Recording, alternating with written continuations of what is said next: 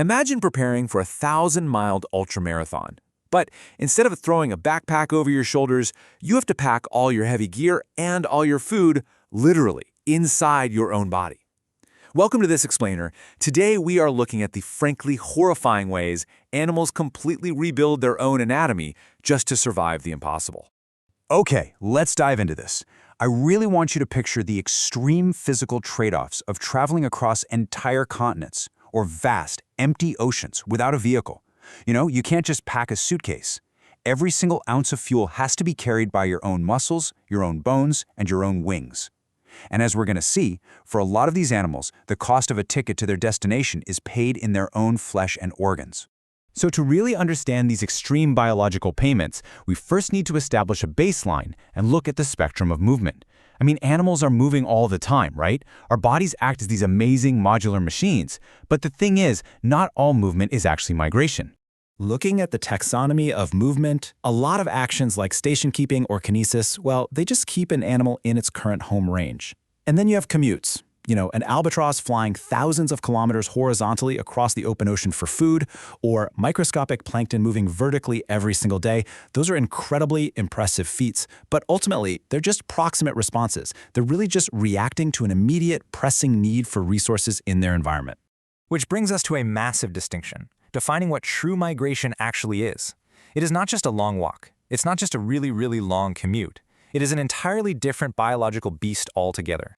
The contrast here is actually pretty stark. See, foraging stops the absolute second a resource is found.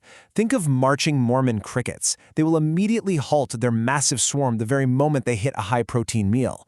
But true migration? That is preemptive. A migrating animal will temporarily suppress the natural urge to stop. They will literally ignore perfect habitats and abundant food sources because their internal biology is entirely locked on to a distant destination.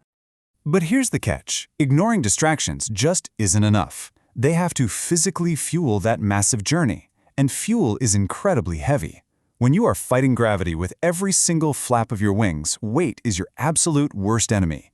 It's a severe biomechanical problem. And this brilliantly illustrates the core issue. Notice how fat yields a massive 38 joules per gram. Biologically speaking, it is by far the most efficient energy source when you compare it to carbohydrates or proteins. But storing those massive amounts of fat adds a completely crushing weight burden for flight. It's the ultimate catch-22. You absolutely need the fat to fly, but packing on all that fat makes it incredibly difficult to get off the ground. Just to grasp the sheer scale of this problem, take a look at this number, 80 grams. That is the payload of fat that a tiny bird called the red knot has to pack onto its frame to travel all the way from South America to the Arctic. Now, to put that into perspective, the red knot's normal body weight is only between 130 and 160 grams. This bird is essentially adding half its own body weight in pure, heavy fat just to guarantee it has enough fuel to cross the hemisphere. So how do you possibly get off the ground when you've just ballooned your body weight by 50%?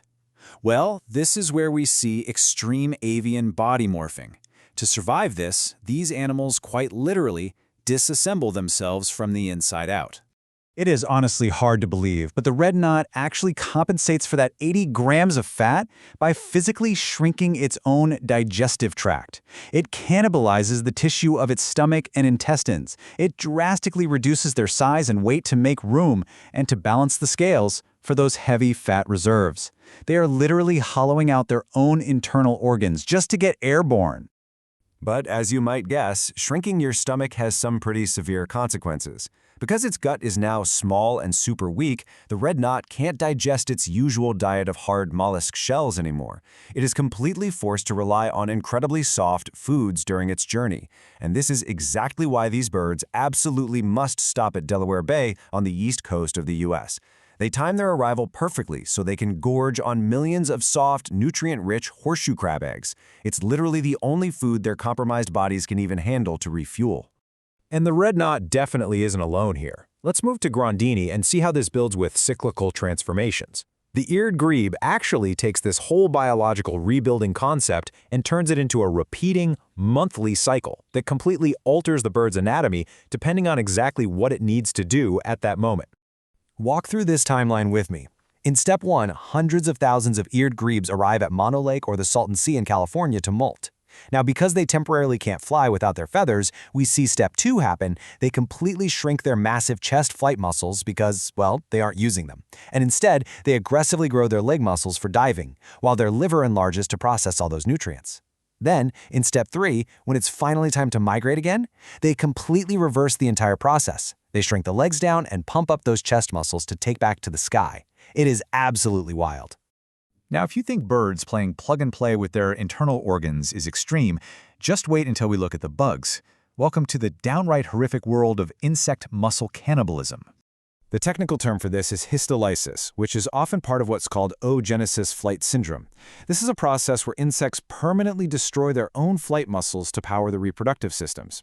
See, unlike the eared grebe, which eventually grows its muscles back, these insects are literally dissolving their own flight muscles from the inside out, forever. Once they land at their final destination, they just strip their own bodies for parts. There's no going back. Take soapberry bugs, for instance. Even the individuals with long, fully developed wings will destroy their internal flight muscles just days after arriving at a new food source. They feed, and then their bodies immediately start breaking down the very muscles that got them there in the first place. They redirect all that saved biological energy directly into reproduction. So the crucial point is the staggering precision of this breakdown. Take sand crickets. When they arrive at a new habitat, the females recycle their wing muscle protein so they can grow significantly larger ovaries and produce a massive amount of eggs. But the males, they actually destroy their flight muscles forever just so they have the extra energy required to sing longer and attract a mate. I mean, talk about the ultimate permanent sacrifice of mobility just for the sake of the next generation. When we pull back and look at the whole picture, something really profound emerges. This isn't just travel. It's a total biological rebuild. The animal that successfully arrives at the destination is anatomically, fundamentally, completely different from the animal that departed. And that brings us to our concluding thought for this explainer. Migration isn't just a trip. It is a total rebuilding of the self.